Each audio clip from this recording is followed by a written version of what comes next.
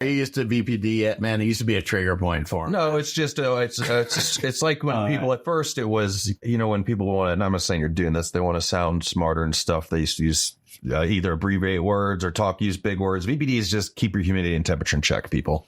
For me. Yes, that is just the intersection. It is important. Don't get me wrong. I just don't want to intimidate people with No, I'm just making a joke because I used to mention it. Sometimes I mention things too much on the show. When you say vapor pressure deficit, right away, some people might just be like, I'm out. Okay. Right. Hey, man, I struggled with it for a long time. I saw other people struggle with it. And then one day I'm like, then out in the grow room, it isn't looking so good. And I've got all this equipment and these brand new LED lights. And I'm, got a chart for VPD. Yeah.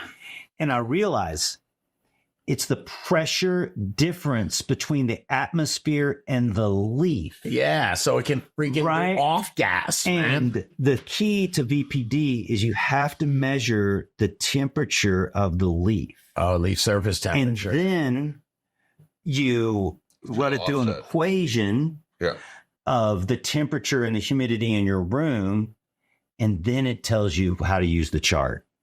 See, I told you it was easy. So it's like you can't just use the chart, because the chart will say something like 80%, 80 degrees and 74% humidity. But if your leaf temperature is different, then it doesn't act like a 1.1 or a 0.09 VPD.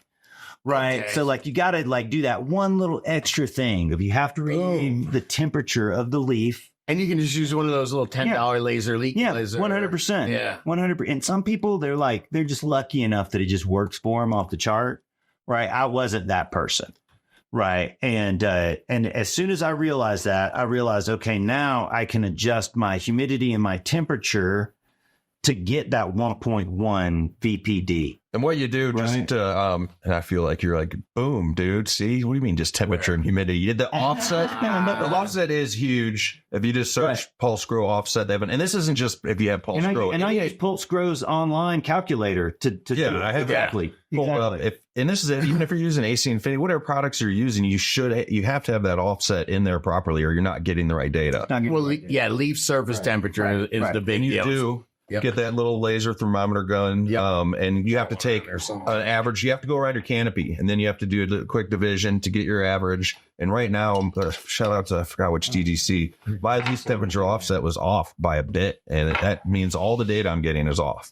So it's super important to do that. Yeah, that could be several degrees off. Good one, man. All right.